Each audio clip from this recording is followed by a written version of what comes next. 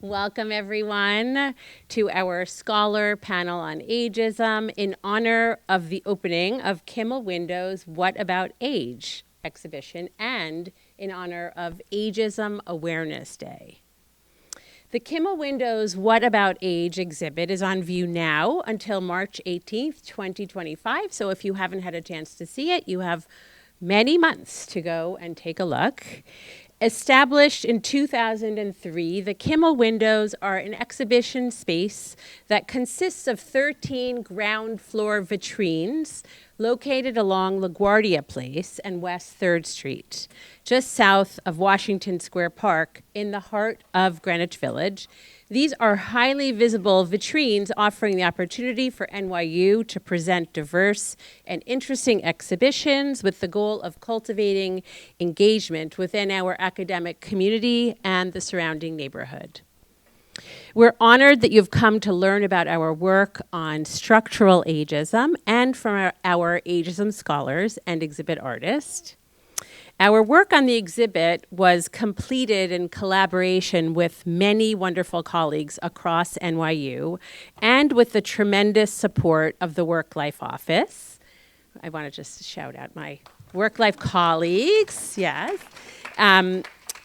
So in collaboration with my wonderful colleagues across NYU and the tremendous support of NYU as a whole, the Work Life office strives to create a systemic culture of care that supports and empowers our community members throughout their work lives. Our services include individual consultations in the areas of childcare, schools, and parenting, adult caregiving, and retirement. We offer support groups, workplace supports, programming, and events, and we provide institutional support to affect systems improvement, provide advocacy, create culture change within the university. We work with managers and senior leaders and collaborate and provide education and programming to the university. In my role at Work Life, I'm fortunate to be able to thread what I call an anti-ageist lens throughout my work.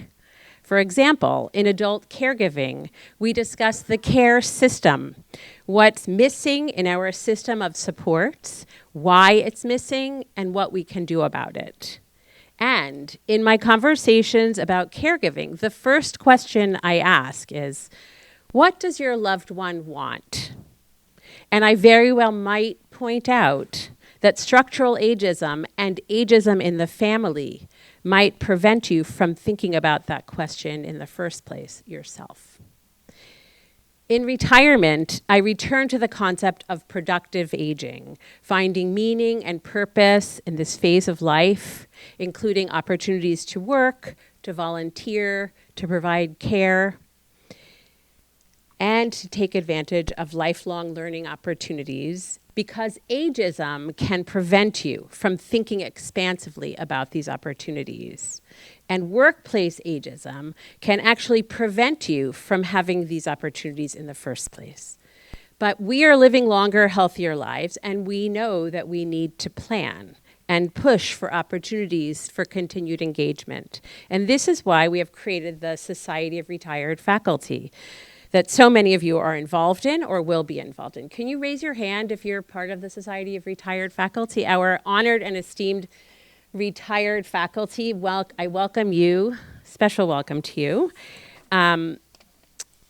So back to Work Life. In particular, I'd like to acknowledge our head of office, Assistant Vice Provost of Work Life, Grace Kosachov-Prodos, without whom this exhibit would not have come to life so beautifully. And my Work Life colleagues, again, Communications Manager, Anila Churi, who served as our amazing text editor and kept me and the text in line, and our very wonderful graduate student assistant, Nick Saladino, who is and has been an amazing co-pilot in launching the exhibit event. Thank you, Nick. I'd also like to thank colleagues from the Provost's office, in particular Karen Nersessian, Associate Vice Provost and head of the Kimmel Windows Committee that oversees the selection of projects for the windows.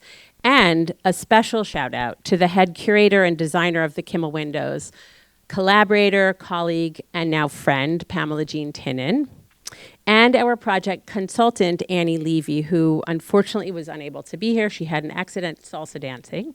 But Annie kept us all on our toes and helped keep the project interesting, exciting, and colorful. I'll soon introduce Aubrey Hirsch, our exhibit artist, who did a fabulous job and was a great team player. At the end, when we all needed to rally, Aubrey was rallying right in there with us, as usual. And that's not always a sure thing when working with someone who's used to solo projects, in particular artistic solo projects, so I appreciate you all the more so. Okay, so I'm just going to give you a quick run of show, and then I'm going to provide an explanation of why. Why, what about age? I'll provide an overview of the Windows project, and then our three panelists will present about their topics, followed by a lightning round of questions, and then we'll open up to audience questions. If you're viewing online, please feel free to put questions in the Q&A by 3:45 so we can get to them in time. I can't guarantee that we'll get to all of the questions. Okay, so without further ado, I want to introduce our panelists. First is Becca Levy. Dr. Becca Levy is professor of public health, social and behavioral sciences, and psychology at Yale University. Dr. Levy explores psychosocial factors that influence older individuals' cognitive and physical functioning, as well as their longevity.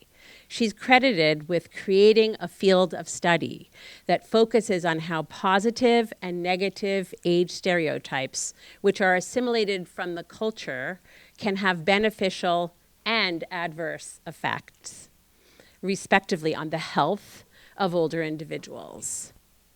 Her studies have been conducted by longitudinal, experimental, and cross-cultural methods. Next is Dr. Ernest Gonzales. Professor Gonzales, right here, is the James Weldon Johnson Professor of Social Work, Associate Professor of Social Work, and Director of the Center for Health and Aging Innovation at NYU Silver School of Social Work. His scholarly work focuses on productive aging, equity, discrimination, intergenerational relations, and social policy. His research advances our understanding of social structures that optimize the ability to live a long, healthy, and meaningful life. And next we have Aubrey Hirsch, who is our exhibit artist.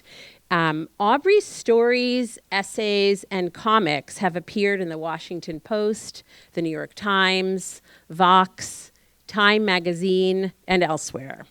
She's the author of the best-selling Substack Graphic Rage and a collection of feminist comics forthcoming in 2025. She's the recipient of a National Endowment for the Arts Fellowship in Literature and an Individual Artist Award from the Sustainable Arts Foundation.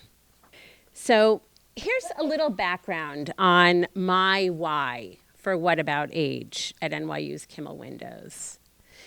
What About Age is sort of an entrepreneurial venture.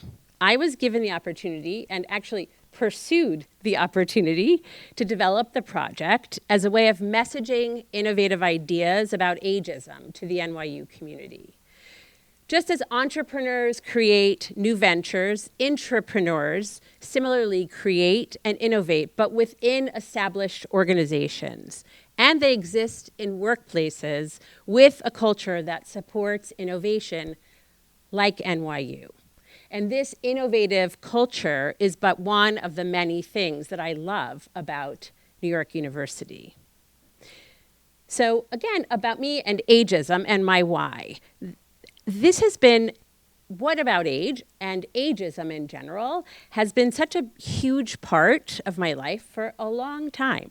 As a matter of fact, one of my children said to me recently, you know, some people get involved in a topic or really interested in it and then they let it go after a while. But you do not let go of ageism. So you must really, really find something very interesting and appealing. And that's true. And in an article I read recently, written by Uri Levine, who's one of the co-founders of Waze, Levine wrote that building a startup is very much like falling in love. The key theme and title of the article is Fall in Love with the Problem, Not the Solution. Levine writes that when an innovator chooses an idea to work on, they pursue it. They go after it with energy and determination. And they fall in love with the idea. They fall in love with the problem and not the solution, right? They want things to work between them and the idea. And when you fall in love with an idea, you only want to spend time with your new loved one. In this case, your idea. People see you poring over your idea in cafes, reading with it at the library, eating with it in a restaurant, or out for a walk with it. It can be detrimental to tell people about your idea, and you'll likely ignore them anyway, because you can only hear what your idea is telling you. Having an idea or a problem like this is like being on a long, complex, and scary roller coaster. If you're not in love with the idea, it will not be a fun ride. Ageism was, and still is, like this for me. Why, you may ask, did I fall in love with ageism? Well, it's not actually ageism itself that I've fallen in love with.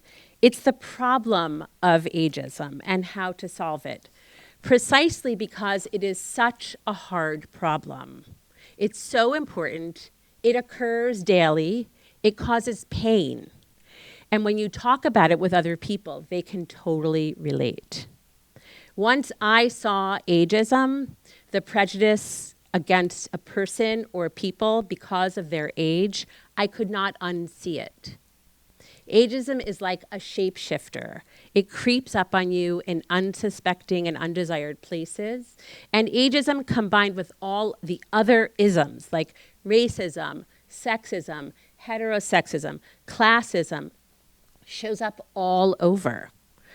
So what have I been doing about my idea, this problem of ageism? Well, so I started by reading about it.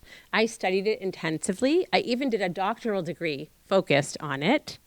I met others who are also interested in ageism. And all this time, actually, the problem of ageism has actually become more and more fascinating to me as I've learned about its complexities. Once I felt like I was starting to understand the problem, or even a bit before, I started to ideate about how to solve it, what might work. I designed the Wrinkle Project to change the way we see growing older, the Wrinkle Salon, an intervention to address internalized age attitudes. Then I started to do death cafes, coming at ageism from the other side of life. They all sort of, had a bit of an impact. And then I hit on the idea of a public display for all to see the problem, hoping that maybe others would fall in love with the problem too, and then we could try solving for it together. I remember first presenting this idea in a conversation with one Professor Ernest Gonzales, who was my doctoral advisor and now colleague, who, as per usual, challenged me on the idea, encouraged me to go deeper and to show him the evidence. Why would this work? So I found multiple theories about using media as a teaching tool to enhance learning. Museum education, we know, is built on the premise that exhibits can help educators connect visual experiences to the classroom. John Dewey, educator and philosopher, argued in his 1934 book, Art as Experience, that art is not merely a product to be admired, but an active process that engages individuals deeply. He believed that art connects emotions and perceptions and ideas, allowing students to engage with the material in a more meaningful and experiential way that actually fosters creativity, critical thinking, and problem solving. And thus was born What About Age, which has grown into a combination of relatable text about the particular areas of ageism, a visual representation, which was a difficult task made easier by our project consultant and wordsmith, Annie Levy, and then drawn by our artist, Aubrey Hirsch, and put together with an eye-catching, colorful, and relatable design by Pamela Tinnen from the NYU Kimmel Windows. So the goal of the exhibit is to make ageism as engaging and relatable as possible to as large a number of people as possible, so that when you go out there to see the exhibit, be careful, because you too may fall in love with this problem. And I hope you do, because I think it's going to take all of us to solve this problem. So I want to just present a few of the slides. Okay, so I'm just going to scroll through them. I'm not going to talk about each of the individual windows yet.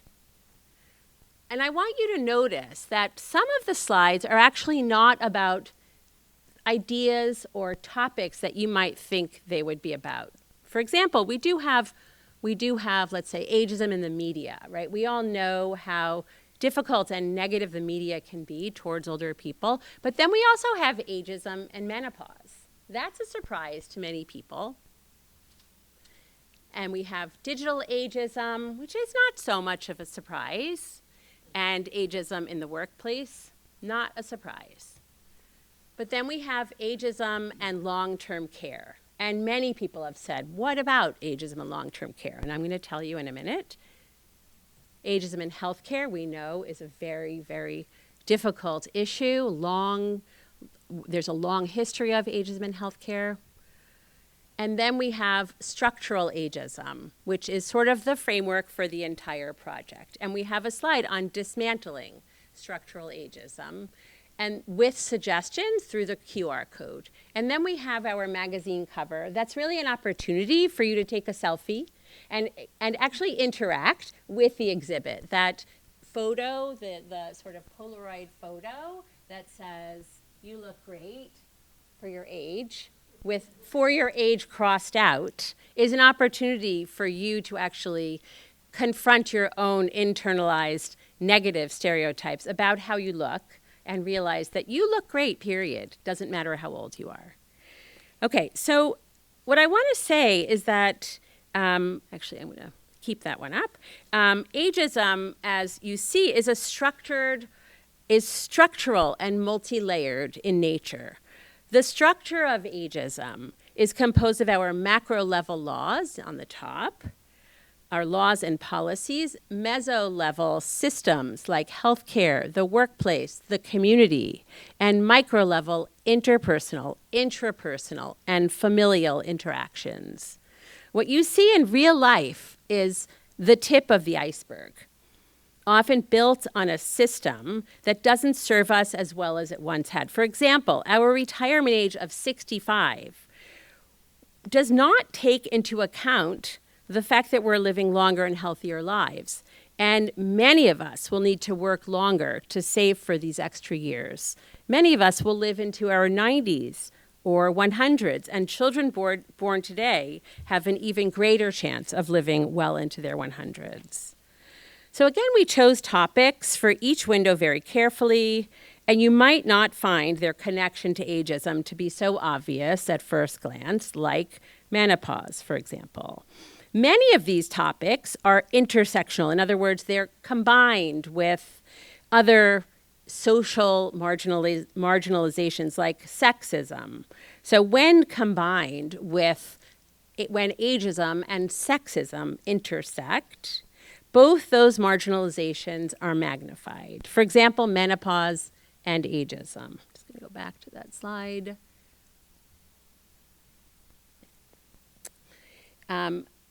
Menopause happens to a person with female anatomy, roughly 50% of the population. Yet, as the window said, obstetricians, gynecologists only have 2 hours of education total in their training on menopause, yet they see women throughout their lifetime. So what happens to an older woman in menopause? She experiences the magnification of ageism and sexism. So symptoms of menopause, such as brain fog, for example, are often written off as just a senior moment, right? And the beginning of senility, perhaps. And these symptoms may go untreated. We ask in the panel, drum roll, what would happen if cis men menstruated? And why, you might ask, is ageism and long-term care one of our choices? There it is on the left. We chose to focus on the dearth of funding for a large swath of the population, some of whom need care, but because of the intersection of ageism and classism and capitalism, and because we have let, despite warnings of gerontologists, supports for older people become commodities, where the majority of people who need these supports cannot afford them and don't get those supports. And ageism and women's work, you might ask.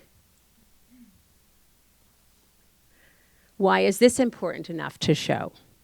Because, again, of the multiple marginalizations within the concept and practice of caregiving, and how we have grown as a nation that relies on women throughout their lifetime to provide care that's needed to babies, children, people with disabilities, and older people if they need. And then we turn around and we don't provide a means for these women who have provided care for others throughout their life to have care for themselves. Okay. I'm going to wrap up these portion, and I'm going to ask Dr. Becca Levy to come up and talk about her topic, which is internalized age stereotypes. How do we know about them, and what do we know works to improve attitudes about age?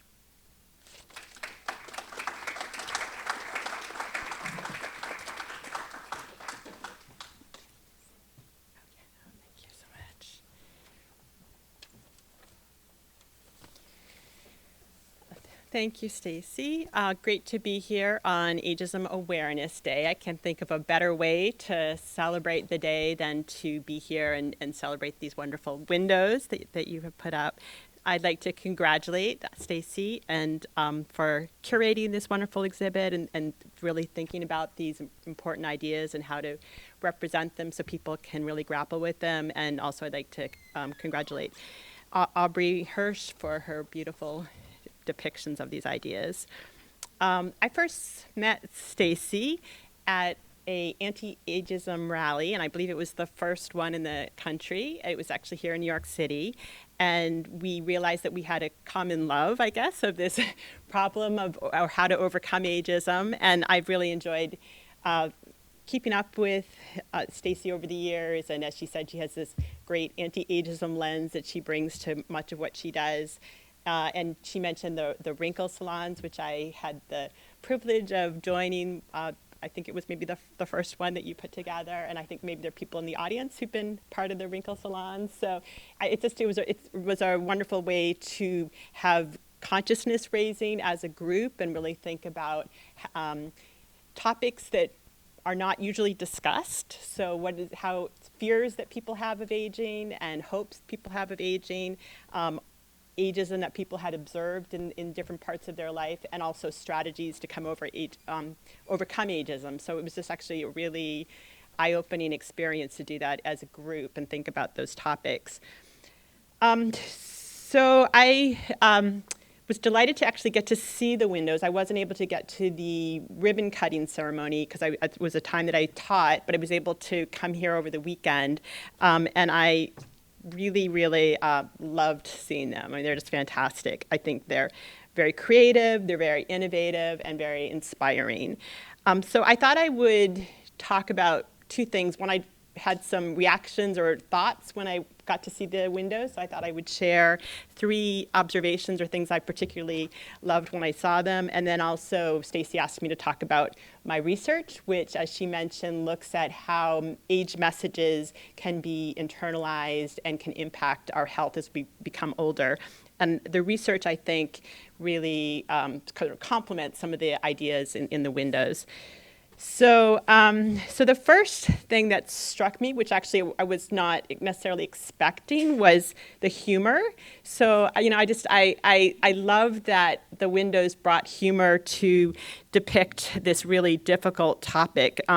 So, for example, yeah, I actually made a card of this, but I love this one of the sell-by date of the woman who's caught in the package. So and actually when I was there, there was a couple that walked by and they saw. I don't think they would even realize that there was anything next to them, and they saw that image and they just started laughing, and then they started to read the text around it. So is that kind of, I think humor is a great way to really bring people into a topic, and in particular, I think also just the whole art form of using comics to address such a complex and difficult topic. And it reminded me of Art Spiegelman's Pulitzer Prize winning comics Mouse, that in which he depicts the Holocaust, and also reminded me of Roz Chastain's work when she's depicting the death of her mother. So she wrote a memoir that you probably know about. It says, "Can't we talk about something more pleasant?" And she actually depicts drawings of her mother dying, and it's such a powerful way of really confronting death. And I think it's brilliant to bring these kinds of tools to ageism. So, so I commend you for doing that.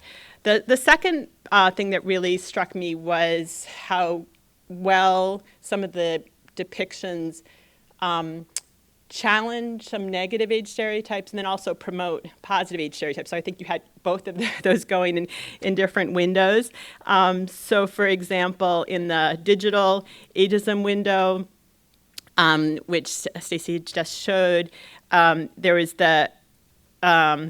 it says that there is 88%, even though 88% of older individuals are on the internet every day, there's still this strong negative age stereotype of incompetence of older people. And we know that older people can often master and innovate technology, and yet this stereotype is so much part of our culture. And I love the image of the younger person who's telling the story of Facebook to the older people who are sitting on the ground, is almost in their circle time. So it's just this great depiction of sort of this infantilization that can happen around that really strong negative stereotype. And then in contrast, I really enjoyed, in particular in the age expectations window, where you had the positive image of the older person who's reading Italian. So I thought that was just, and you had the people of all different ages reading different books, but sort of just continued. And so there's the whole idea that there's learning that continues, and people are taking on new tasks and new challenges. I thought was great. And then the third thing that I just wanted to mention that I just really love about it is that it's a public art space, and I love the idea of taking this complex idea of ageism and making it a communal experience. And we know that to overcome ageism, the first step is becoming aware of ageism. And I think, unfortunately, people either don't know about it, or they don't know how to put the language or the tools on it to think about it. And I think by making it this communal experience that people walk through, I think it really helps to make it something that people are interested in starting to understand and become aware of. And actually, while I was there were 2 times where people engaged me just standing next to it. So there was one time where somebody was looking at the great image of the structural ageism, and this young man said to me, "So, do you understand what these 3 levels are?" It was just really cool. Yeah, and so I said, yeah, well, that top level, and so we were talking about each of the levels, and I think, somebody I've never seen before, probably, I don't know if I'll ever see him again, but it was just this really nice engagement over ideas, and he just, I don't know, for some reason, and I think having the questions as you go through it is great too, because I think that also encourages people to ask their own questions. And then the second time I was next to the digital ageism window, and somebody told me that they thought that was really surprising. Like, oh, yeah, I guess that could be a form of ageism, but they hadn't thought about it before. And so I think those kinds of sort of chance encounters in a public space is really amazing. So switching gears a little bit, so Stacey asked that I talk about my research, and so Stacey had the great, I like how you talked about how you have a love, or you fall in love with a problem and how to solve it. And so I've been very interested in ageism, how to overcome it for a while. And so I first became interested in this topic of trying to understand if age beliefs can impact our health when I was still in graduate school, and I had a chance to go to Japan to study. At the time, Japan had the longest lifespan in the world, and I was interested in trying to see if there was aspects of the culture that I could learn from that might explain why they had the longest lifespan in the world. And what I immediately noticed when I got there was how differently it seemed like older people were treated in Japan than what I was used to observing in the United States. So there were just examples of older people being revered and celebrated in many ways. So there were comic strips, again, that showed these older people, having romantic relationships, and there was reality shows on television that had these centenarians or super centenarians, people who were 110 and older, who were treated like rock stars on these television shows. And it really struck me how differently it seemed like those messages were from what I was used to. And I started to think about, could there be a relationship between how a culture treats older people and then how people experience aging health? And so that kind of started a bunch of other questions. And so when I came back to the United States, I tried to see if there was any way to actually examine that question.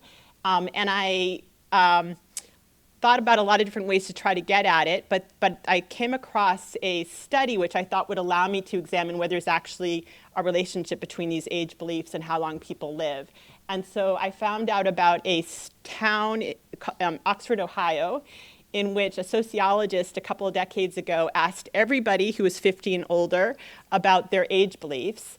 And so I found out about this study, and I contacted the investigators of the study, and I asked, is it possible, would you be willing to let me try to match those responses on these age belief questions to longevity information? And I found out about this, something called the National Death Index, which records the dates that people die throughout the country. And they were kindly allowed me to make that connection. And what I found out when we analyzed the age beliefs early on and then longevity was that the people who had taken in more positive age beliefs at the start of the study had a survival advantage on average of about 7.5 years over those who had taken in more negative age beliefs. And that difference, that advantage remained after we tried to adjust for anything that we could think of that could explain the longevity advantage. So that started a whole bunch of other questions of like, how could this happen? How often does this happen? What is the impact? And so that's led to a number of other studies that I've done over the years. And as Stacey mentioned, we've looked at a number of different kinds of outcomes, and we've found that more negative age beliefs tend to lead to worse cognitive health, worse physical health, and worse mental health. Fortunately, the converse is true as well. So people who take in more positive age beliefs tend to show advantages in physical health, cognitive health, and mental health. And the way that I've been able to look at that is with different methodologies. So some of the studies are experimental, and so we use a randomized clinical trial design. So we can randomly assign people to different kinds of age belief conditions and then look to see whether we see change in different kinds of markers over time. So if we randomly assign somebody to a positive age belief, we can look to see whether we find improvement in memory performance, for example, which is something that we've observed. And then I've also conducted cross-cultural studies, which have been fun to do. And in those, we can compare cultures that have more negative age beliefs to those that have more positive age beliefs from our age-positive cultures, and then to see whether among the older persons we see an advantage in different kinds of outcomes that are related to those age beliefs within the culture. And then the third design that I like to do is follow people over time within a community. And we have found that age beliefs that people take in younger adulthood can impact their health when they turn 60 or in later life. So it really points to the importance of prevention, or thinking about ways to promote positive age beliefs early on, or get rid of some of the negative messaging and ageism in the culture so people don't have to fight them off as they get older. And I think the good news about this research is we've found that these age beliefs are very malleable. So at any age, we have found that people can reduce the negative age beliefs and strengthen the positive age beliefs, which I think points to the importance of this, of the windows, is I think it really is a community intervention that can do just that, that can help us question the negative age beliefs and really promote some of the positive age beliefs. So, yeah, that's what I wanted to share with you. So thank you.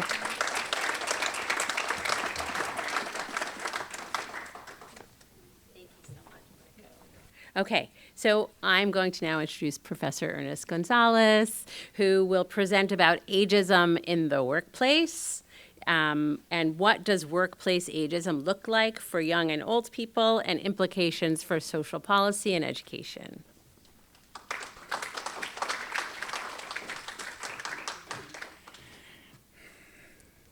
All right, good afternoon, everyone. It's great to be with you, and just a big congratulations to Stacey and the team. That product is really quite fabulous, and I love the intersectional approach that you have taken to it, and I'm already thinking about a 2.0 version, because clearly we cannot just keep them up in the walls. I think everyone around the world should experience this art exhibit. Right, so Stacey gave me an assignment, and that is to talk about the contours and the complexity of work-based age discrimination. And I hope to do that in a short period of time, while also infusing an intersectional equity approach here. And the rationale for that is, I hope at the end of this event and after you see the windows that you'll come to the conclusion that we have a lot more in common than what we might think. And once you have that, that you could sink your teeth in, I hope that Dr. Martin Luther King's, he gave us so many gifts, but one of them in particular is that an injustice anywhere is a threat to justice everywhere. And later on, when you're having a glass of wine maybe, or being with your family and friends, you reflect on how together we could really move the needle on equity across age, across race, across ethnicity, across all sorts of identities. And so I'll try to give you some inspirations and some hope here with some data.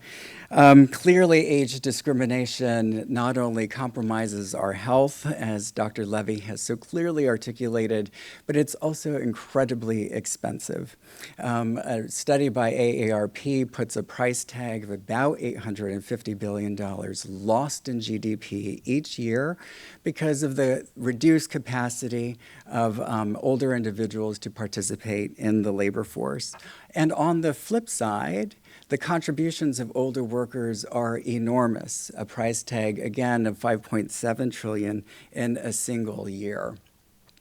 Over COVID, I had the great privilege of working with the national academies and talking about what are the research frontiers of living a longer, healthy life in a context of work and retirement. And just a couple of data points here. The research is quite clear about the classic forms of ageism. And we learn about, especially through audit studies, that older workers experience ageism at nearly every phase of employment, from hiring, recruitment to performance evaluation, the general workplace climate, and even the transition into and out of retirement. And don't get me started on caregiving and how there's a double whammy that so many of our caregivers experience. And this is also a startling statistic in which only 8% of large employers have age as a dimension of diversity in the workplace. And so all of these, this context really throws a big shadow over such a prevalent issue. I want to challenge our cultural assumptions that ageism is an older adult thing. I think it's all of our problem.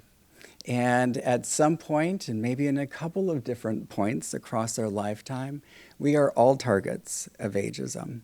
And so we really wanted to expand our understanding of microaggressions, these daily incivilities, all based on age. We surveyed qualitatively a little bit more than 200 individuals aged 18 and older, and we asked them, go into great detail of how you think you've been discriminated because of your age. We dwindled all of those themes down, and we created this quantitative scale based on about 1,500 respondents across the United States, and we call it the Workplace Age Discrimination Scale. It's essentially, please indicate how often you've experienced the following at work. I've been treated as though I'm less capable, been given fewer opportunities, unfairly evaluated, been passed over, treated with less respect. Some of my requests have been delayed. I've also been blamed for failures, all because of my age. Keep in mind that we surveyed individuals that were 18 and older, and as you can see here, younger emerging professionals actually experience being a target of ageism at the same or if not higher rates than older adults.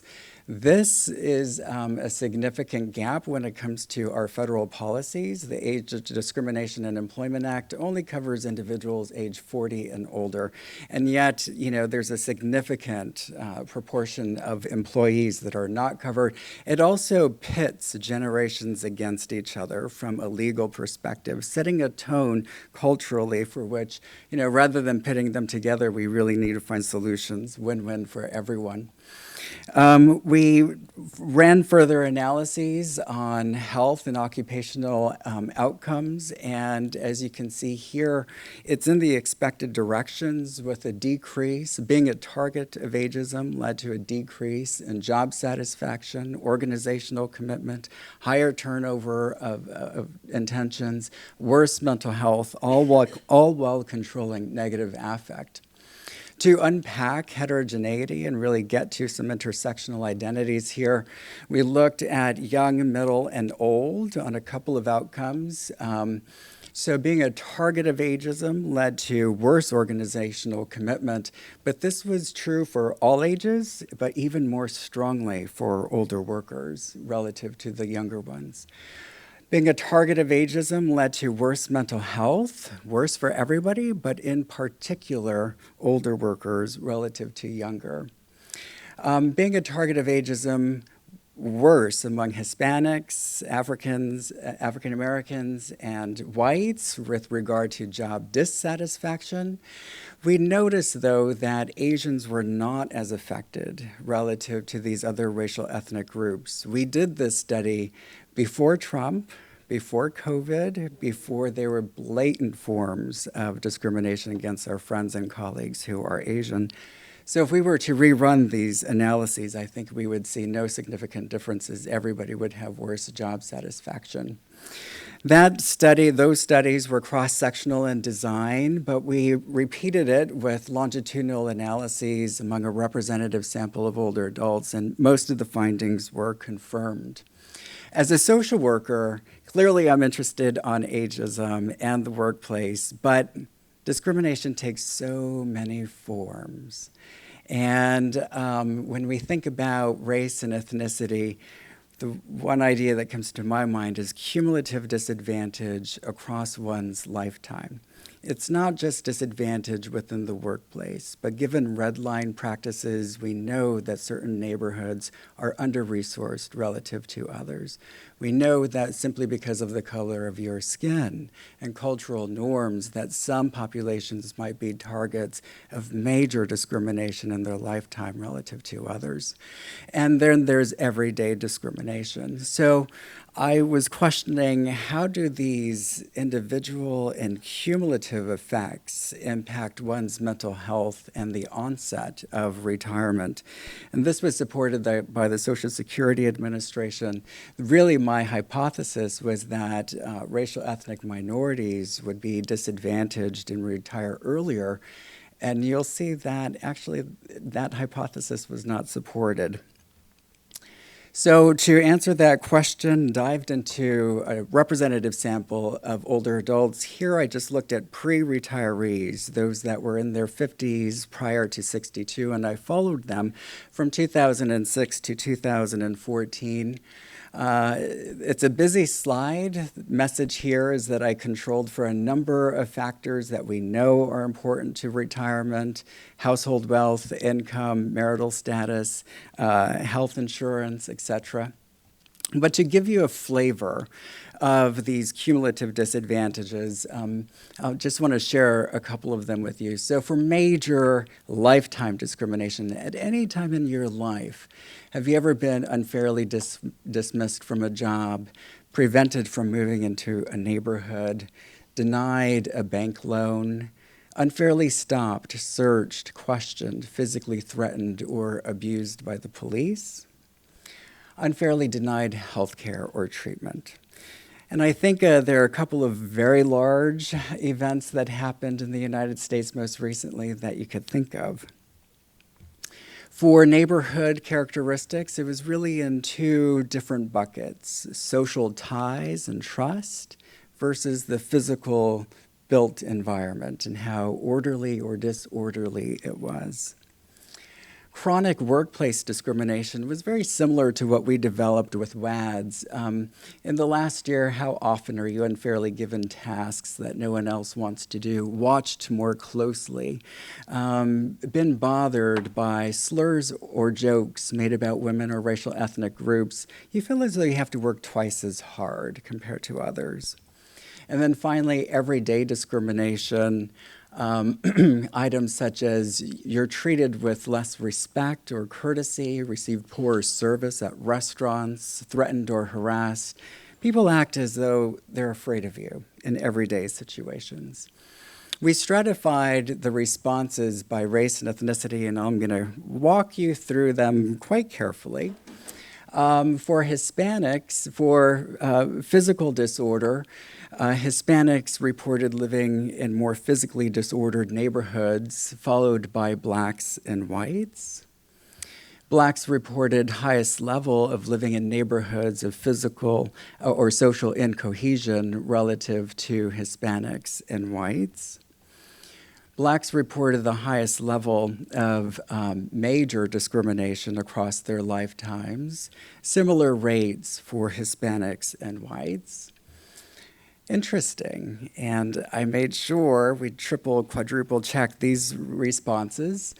Whites reported the highest level of work discrimination, followed by blacks, and then followed by Hispanics, and then whites.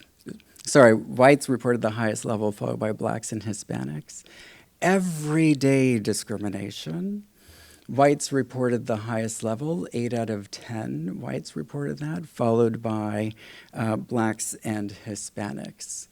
So some interesting results when stratified by race and ethnicity. When we combine that to the cumulative disadvantage, blacks overwhelmingly experience far more disadvantage relative to Hispanics and whites. Out of all those scales, one follows up and asks, why do you think you were discriminated against? And as you can see among the entire sample, age is the main reason here. But there are a number of other reasons: gender, weight, race, physical appearance, ancestry, physical disability, and sexual orientation. When stratified by race, you can see that age remains either the first or the second reason.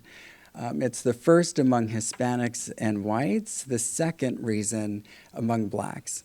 And there are important differences here as well. For blacks, the main reason for everyday discrimination, they attribute it to race. For whites, that is the very last and only 2%. I think this is important for DEI initiatives, particularly in the workplace. There's common ground. There are some small bridges that we could cross together, and perhaps ageism is where we could start.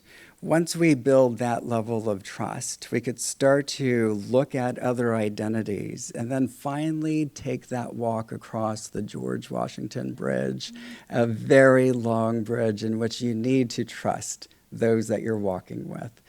So some areas for, small wins that will culminate for larger wins later on. To get back to the research question, mental health fully mediated the experience of everyday discrimination related to retirement, whereas the other forms of disadvantage had a direct and an indirect relationship operating through mental health. Oddly enough, the results around race and ethnicity and when people retired, whites, blacks, and Hispanics that were disadvantaged retired as soon as they could, 62.5. And whites, blacks, and Hispanics that were in advantageous environments, they retired at their full retirement age. For this cohort, it was 65. Often, economists would use carrots and sticks to incentivize working longer. I suggest we take a look at the environment and how we treat each other and the policies there to build the capacity to choose to work longer rather than the carrots and sticks. A couple of implications. This is a conceptual framework that a dear friend and colleague, Nancy Moore-Howe at St. Louis, we're working on, or it was now published. But this is really ageism across the micro to macro continuum. I think we really need to pass a number of pieces of legislation that are up for discussion, such as Protecting Older Workers Against Discrimination Act. We need to expand that so that it's not just for 40 plus, it's for everyone of working age. The Fair Employment Protection Act actually tackles vulnerable groups that are more likely to claim disability and retire early. It takes an intersectional approach. It's not just about age, it's about other identities and vulnerabilities as well. So at a federal policy, I think those are a couple of ideas. At the meso level, there are so many compelling intergenerational programs that are really countering stereotypes, bringing people who would typically not come together and seeing the humanity in them. In the audience, we have Marcy with CoGenerate, but across the nation, Generations United, really great programs doing incredible work. And then I think at the micro level, definitely, if ageism is so structural, we really have to do a clear, critical analysis of what happens in the family and how that seeps in at that moment. And I think the evidence supporting mental health being that powerful mediator, social workers, allied professions working on the issues of mental health within the workplace could certainly bolster capacity to work longer. So just a big shout out to funders and colleagues. It's such a great joy to work with them all. And I'm excited to take your questions later. Thank you.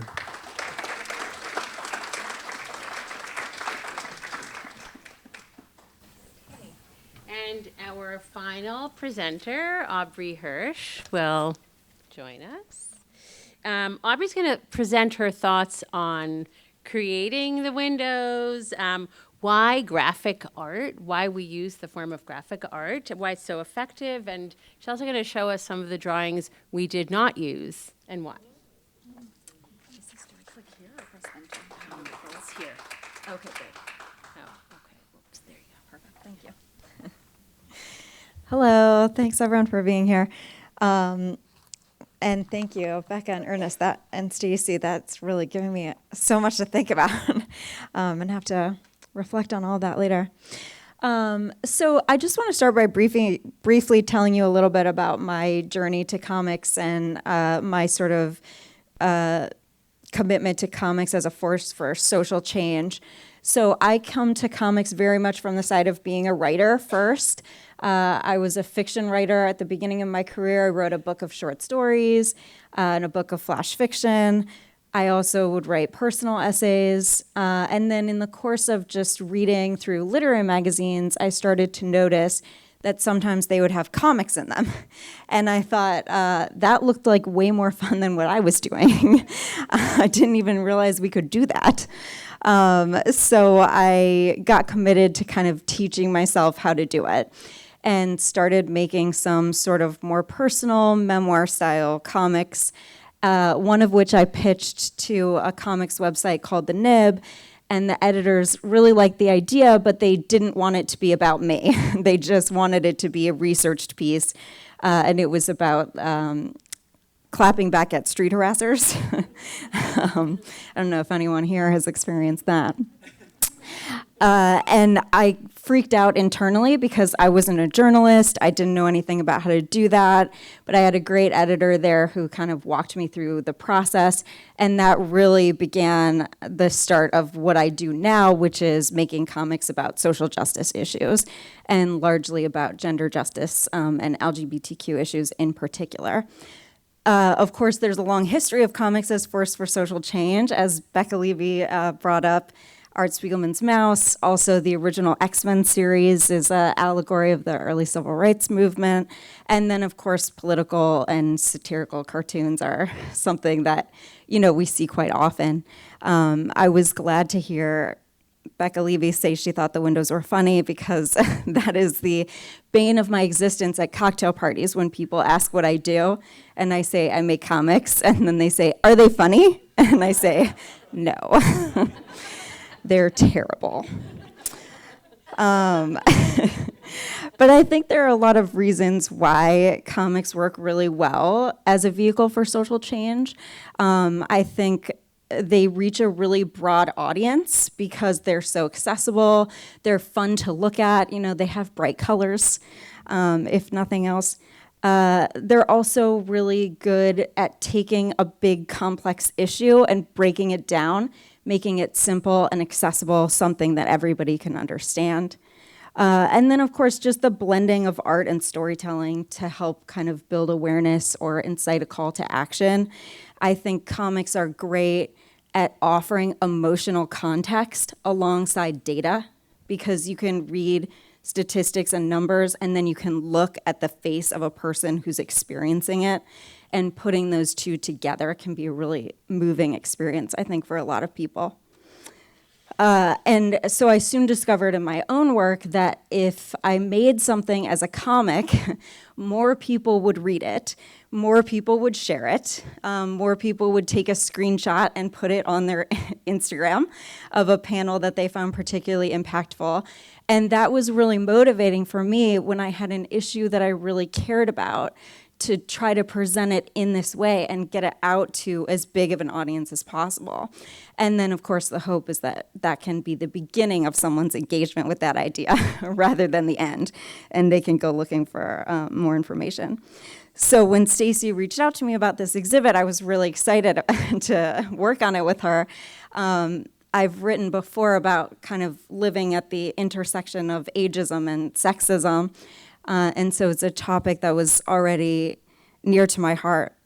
And it was really fun working with Stacey, taking these like big ideas and then trying to figure out how we were going to make them more literal, more accessible, and more particular and specific. When you have a big kind of data set or a big idea about something that happens often in the world, to then distill it down to a moment can really be quite a challenge.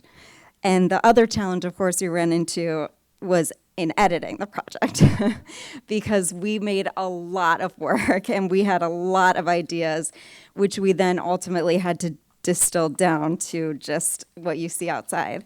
But Stacey asked me to bring in some of the drawings that didn't make the cut, so I'm going to show you some of those now. And some are more finished than others, with apologies. So this is originally we had a concept for an idea of a window that would kind of be in the intersection of ageism and ableism. And we wanted to think about disability and also invisible disability. And so this was an idea for a drawing that we had of people kind of, the things that people say to you, as long as you have your health, you have everything. What does that say to people who don't have their health? And of course, one of my favorites is how people will always say, oh, as long as the baby's healthy, right?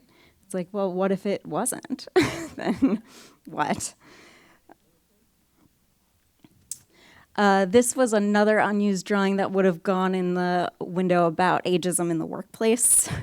Remember this one, Stacey?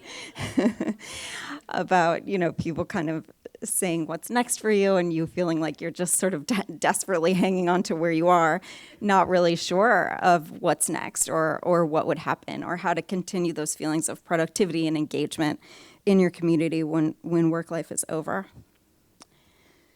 This was another one of our favorites.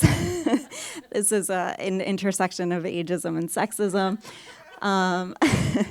These are the phases of the life of a woman from prenatal development to adulthood and then immediately into old crondom. The idea here being we wanted to kind of visually represent the way that women get to live half a life, right? We get to live a life and then it's sort of after menopause we're irrelevant, invisible, that kind of is the end for us, whereas often men get to live a fuller life with more phases. This one didn't make it past the sketch phase, but I have a fondness for it. And this would have gone in the window about ageism in the media, about really the lack of romantic representation for older people, and how people talk about those relationships, that those are kind of infantilized. People say, oh, that's so cute, and so we wanted to highlight the way that people might not describe their relationships that way. They might have different adjectives to use other than that. And then lastly, this was a discarded image for a technology window. And we just wanted to highlight how, people look at social media, especially as being like a young person's game, but that these same ideas of like sharing parts of selves are really quite timeless. And so we wanted to kind of set each of those apart. People have been sharing selfies since the days of cave painting, finding their audience, sharing ideas, and then, of course, finding love. Thank you.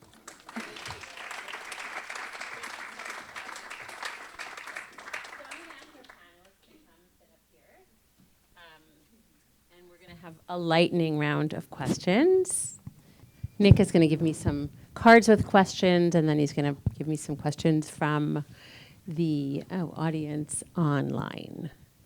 Okay, so I wanted to ask all three of you, since we all have a goal of dismantling structural ageism, what one sort of action you think would be effective at this point in time to take based on your experience in the field? So, Becca, would you like to go first? Okay. Hello? Okay. So yeah, that's a great question. And I think if I was starting somewhere, I would say prevention and education is a great place to start. We know that age beliefs are taken in by children as young as age 3, and there's a lot of ways that children are given messages of ageism really early on, and we know that those can carry on and be internalized over time. So if I could dismantle ageism, the first place I think I would start is education. And I would say it goes throughout the whole spectrum of education. So we also know in graduate education and medical education as well that there are many examples of ageism being either explicitly trained or not trained about taking care of older people. And you pointed out the example of like menopause, for example, not being a topic that's often taught in medical school. So there's a lot of, I think education would be the place I would start. Oh, that's great. Thank you. Ernest, would you like to go next? First place to start? Could we do like multi-pronged sort Sure. of approach? Absolutely. I'm going to focus on social policy. I think our laws, our customs, they really set the tone for the manner in which we age, how we relate to each other. So I would certainly, critique, just thinking about an example, the Age Discrimination and Employment Act. I mean, that really pitted generations against each other. But even the human capitalist model of how we age in our society. You know, our institutions are based on, all of it's based on age with education, work, and retirement. It's a heteronormative, it's a very old paradigm that needs to go away. It needs to recognize the importance of caregiving.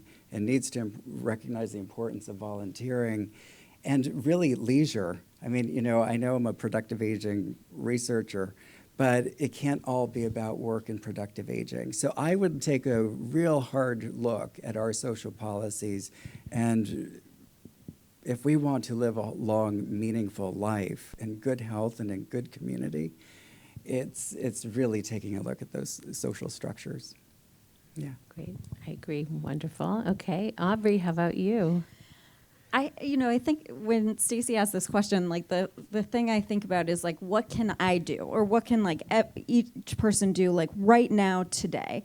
And I think one thing that we can do, especially for the women here, but also for men, is just to start working on identifying and deprogramming some of that internalized ageism in ourselves. You know, like especially for women, if you're dyeing your hair, why? You know, is it because you like your hair darker? And if so, great.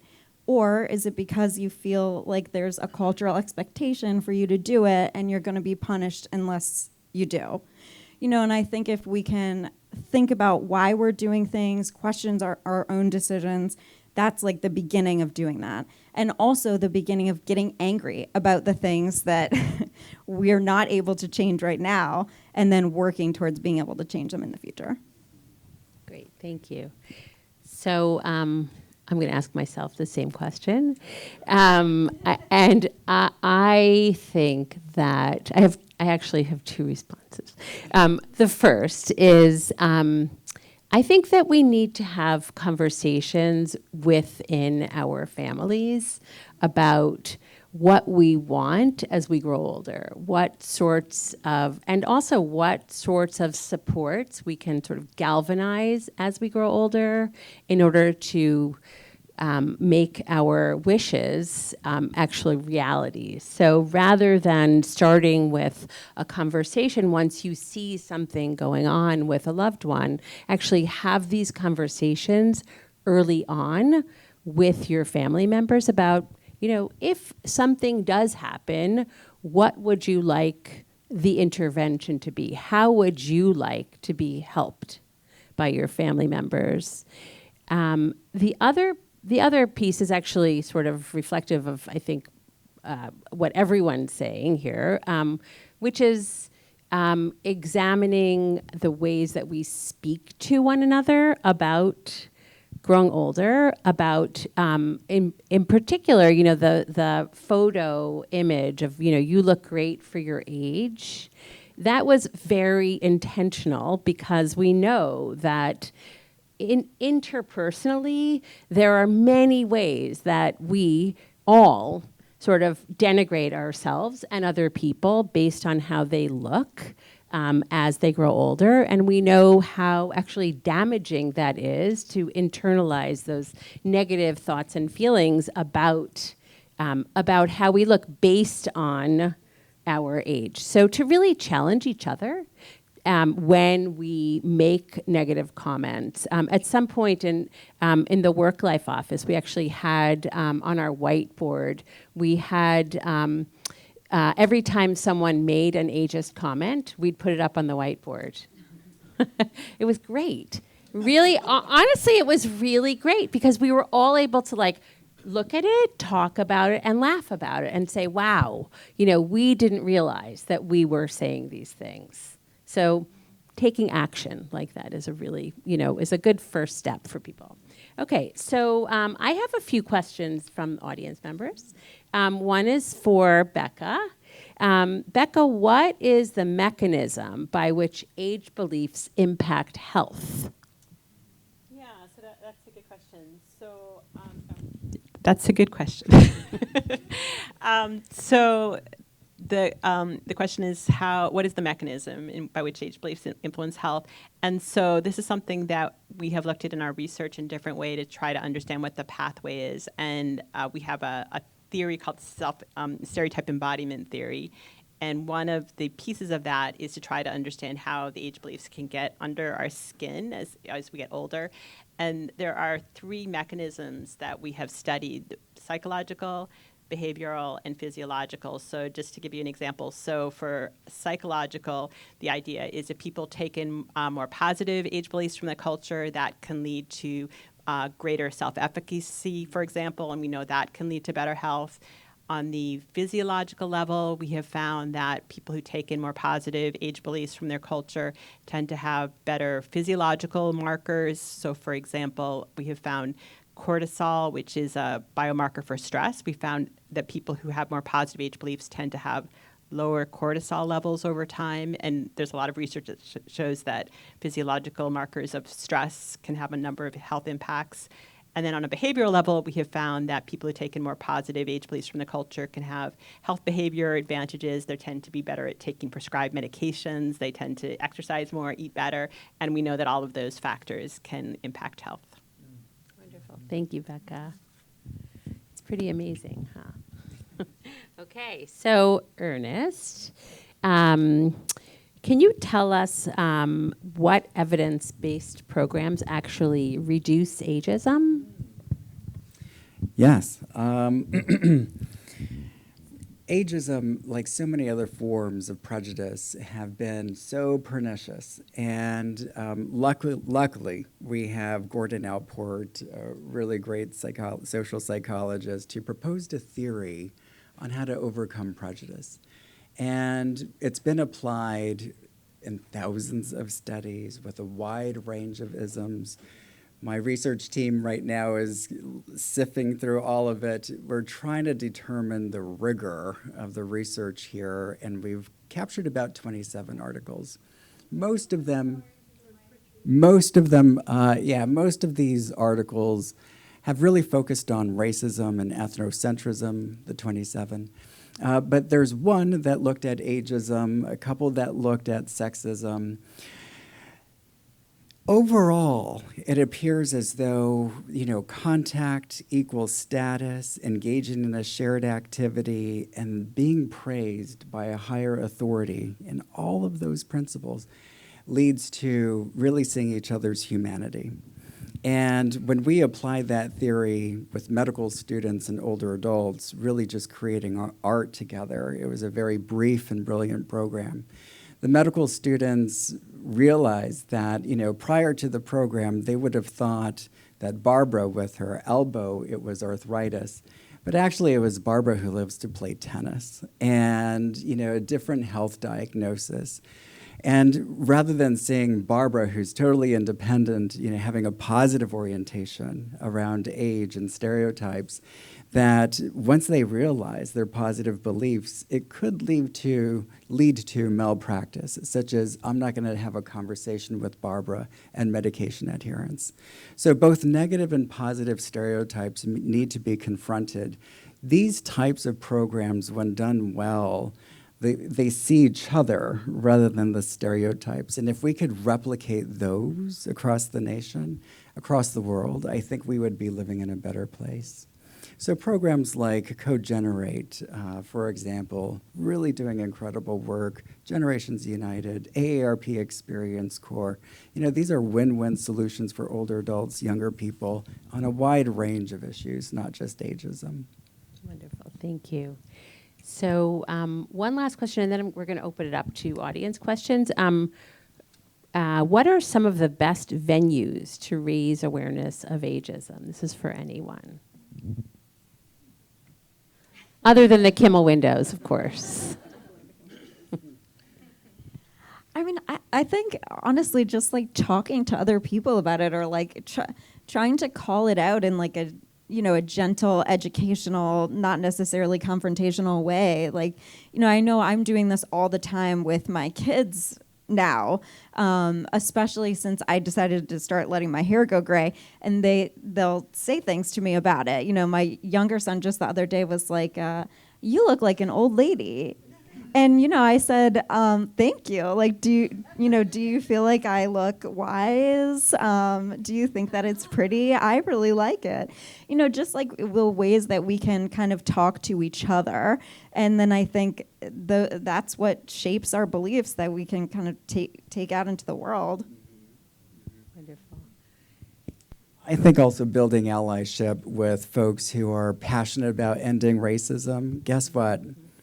We share the same values, right? Folks who are passionate about ending sexism, that's exactly right. We're wanting to live in a social justice society. So building bridges across other advocacy groups and trying to tackle prejudice at its root, I think that's another powerful way to end ageism. Yeah, I agree. Becca, any thoughts? Yeah, I mean, maybe I think those are great, what has just been said. Just to add to that, I think social media is a really important space. I think that, so in some of our research, we've looked at ageism and social media, and unfortunately, it's alive and present. And a lot of students I talk to talk about a lot of the scary messages that they're getting through social media. And so I think that would be a really important place to target. And I know that a lot of different places like Facebook they don't include age as something to protect. So hate speech against older people is not included in some of their community standards. So that seems like a really important place to think about how can we alter that messaging. Right, that's a really great, social media is definitely a place where we see a lot of ageism. As a matter of fact, it was someone on social media who shall go unnamed, who first alerted me to the idea of ageism and technology. So there was a tweet by someone famous who said, "My father is going on a trip and he wants to take his entire computer, his desktop computer with him." And I asked him why, and she said, and he told her, because all of his files are in there. And, people laughed at it. They sort of made fun of him. And then she responded with, "Oh, I told him that it was cute that he thought that." And then this tweet and the corresponding tweet, the reply, got thousands and thousands of likes. And it was really sort of a consciousness raising moment for me about, ageism in the family and technology. Okay, so we have time for a couple questions. Does anyone have a question they'd like to ask? Yes. Thank you. As a gerontologist myself, this topic is extremely interesting to me, and I can talk about this for hours, especially women in aging. I taught a women in aging undergraduate course, and it's very, very interesting how we as women are, the expectations put on us as we get older. So I kind of want to ask to Dr. Levy, great to actually meet you in person, and Dr. Gonzales. I cited some of your work and the work that I do, so great to meet you both in person. But wondering about, when we think about ageism and getting older and the ageist stereotypes, I guess my question is thinking about communities that are dealing with a lifetime of stigma and discrimination over their life. So thinking about people of color, queer folks that are getting older, kind of like you've already experienced stigma and discrimination, for instance, in healthcare settings. What happens then when it's like now you're getting older? So it's like, wait, I know my queerness gets attacked. I know my race has gotten attacked. I'm now of a certain age. Wait, is this ageism I'm experiencing? So I'm curious of your thoughts around how interpersonally people may start to see that come up in their experiences, and thinking about the ways in which they may become cognizant of it, and then how to kind of, that's another ism they're now having to deal with, especially when we think about intersectionality. Because I've found that in the work that I do, looking at queer older adults, ageism isn't something that's talked about as much, and it's something I'm interested in bringing into the conversation. So I'm curious on what your thoughts are when you think about bringing it into people who are dealing with other structural issues such as stigma and discrimination and racism. Thank you.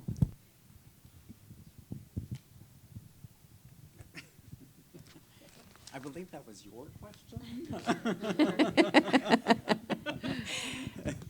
Good question, first of all. It's a great question. So, yeah, I'd love to take your course. That sounds very cool. But let's see. So I think you're pointing out something that's incredibly important, the idea of dealing with multiple prejudices and intersectionality that can come up in later life. And so I think there is evidence that there can be this combined effect of the cumulative different types of prejudice. But I also think that there are some examples of research that shows that being exposed to prejudice earlier in life sometimes increases awareness. So we talked about how ageism is so hard to notice sometimes, but I think sometimes there's skills that people who faced stigmatization earlier in life actually bring to them as they suddenly are treated differently because of their age. And I think sometimes they're better able to recognize it. And we know that that's a really important first step. So I think it can actually, go both directions. Is both something that can add additional harm, but also can be a strength that people can draw on.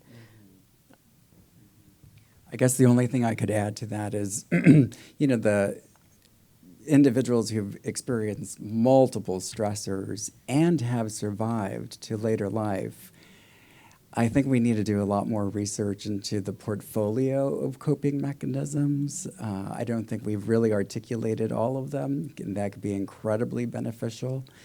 And with regards to the sexual gender minority populations, it's pretty remarkable of how much ageism is in the queer community. I remember being with the Gay and Lesbian Task Force for we were working on Outing Age 2.0, and internally in the office in DC, there was a real struggle with why are resources being devoted to the older population when they should be really focused on youth.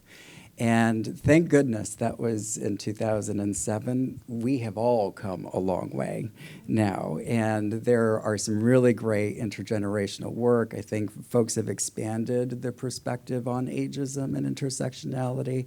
It's filtered through those who are directing these organizations now. So I'm incredibly optimistic. There's another missed opportunity too of, for those who have survived so many disadvantages, to build mentorship for those students and young people who are feeling so vulnerable and haven't gotten their sea legs in a context of adversity. I think that's another area that we need to go in as well. So I will always be preaching win-win solutions, and I really uplifting those that have survived so much and learning from them. Wonderful. Thank you so much for the question, and thank you to all of our panelists, Aubrey, Ernest, and Becca. It's been a pleasure to speak with you, to hear from you. And now we're going to have some wine, cheese, and celebrate. So I also want to first, again, thank my my colleagues at Work Life, Grace, Anila, Jess, Jack, Julian, and Bob, and of course, Nick. Thank you so much, everyone, for helping us to put this event together and for bearing with me through the Windows project. I know it wasn't always easy, but look at our product. It's amazing. So thank you for coming, and we look forward to chatting during our reception.